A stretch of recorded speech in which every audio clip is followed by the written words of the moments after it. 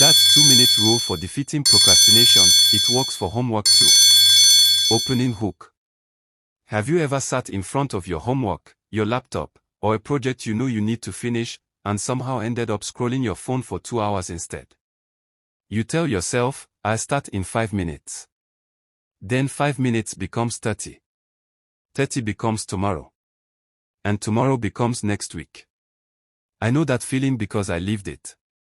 For years, procrastination controlled my life. I thought I lacked discipline. I thought I wasn't smart enough. I thought something was wrong with me.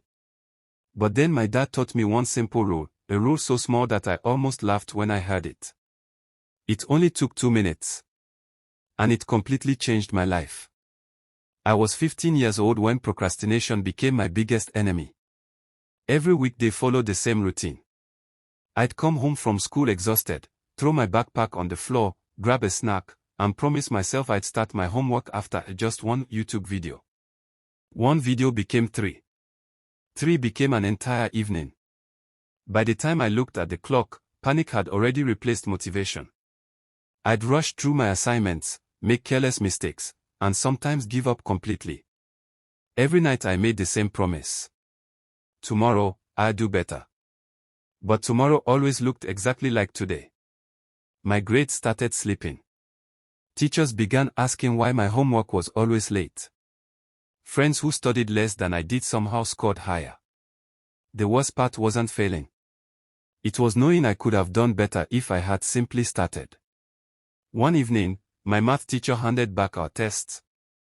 A bright red 48% stared back at me. She looked me in the eyes and said quietly, I don't think this score reflects your ability. It reflects your habits. That sentence followed me home. When I got home, I threw the test into my backpack before my parents could see it. I hoped no one would notice. But dads notice everything. That evening, my father knocked gently on my bedroom door. He didn't look angry. He wasn't carrying a lecture. He just sat beside me. I heard today wasn't easy. I nodded. I tried. My voice cracked. I just can't make myself start. He stayed silent for a moment. Then he smiled. I've been waiting to tell you something.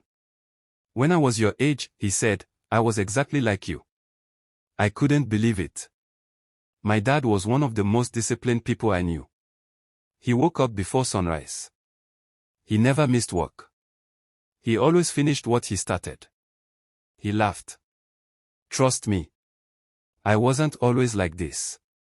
Then he told me about failing a college course because he kept delaying every assignment until the night before. He said procrastination had cost him opportunities, confidence, and years of unnecessary stress. I kept waiting until I felt motivated. And motivation almost never came. Then he reached into his pocket and pulled out his phone. He opened the timer. Here's my rule. Whenever something feels too big, do it for only 2 minutes. I stared at him. That's it. He nodded. Your job isn't to finish. Your job is only to begin. I laughed.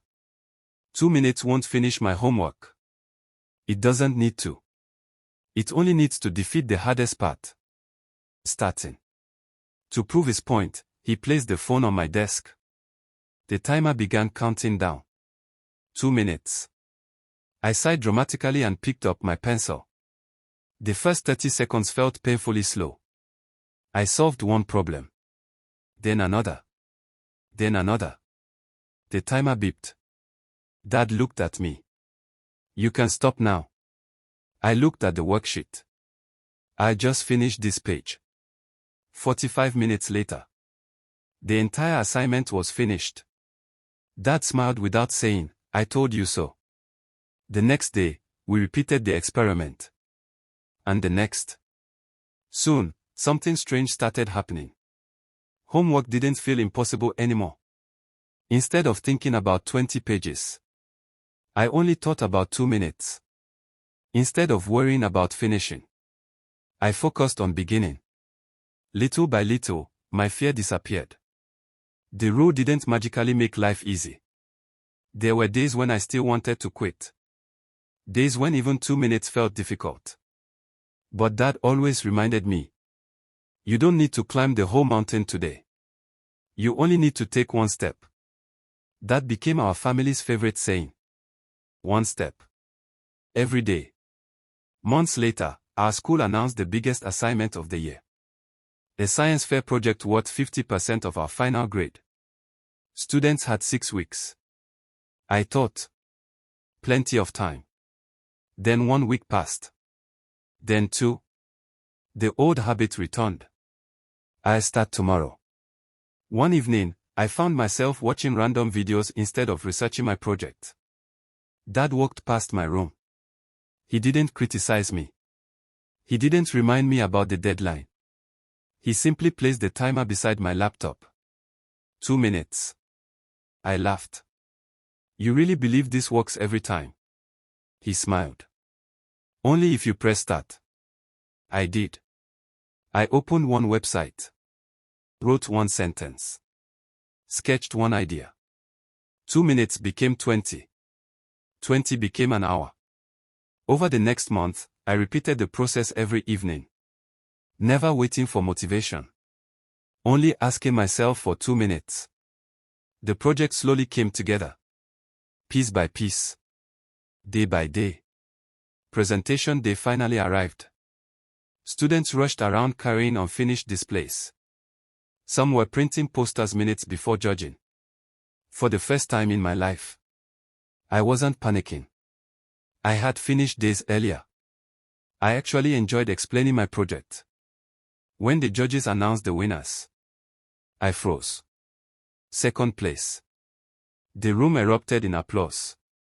I looked toward the audience. My dad wasn't cheering the loudest. He was simply smiling.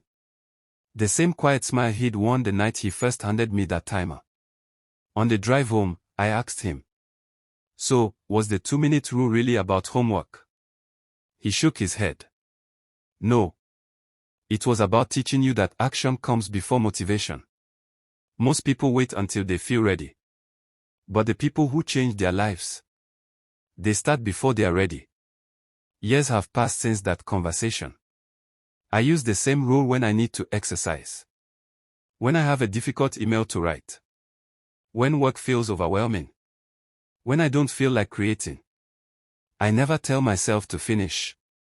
I only tell myself to begin. Because I've learned something my younger self never understood.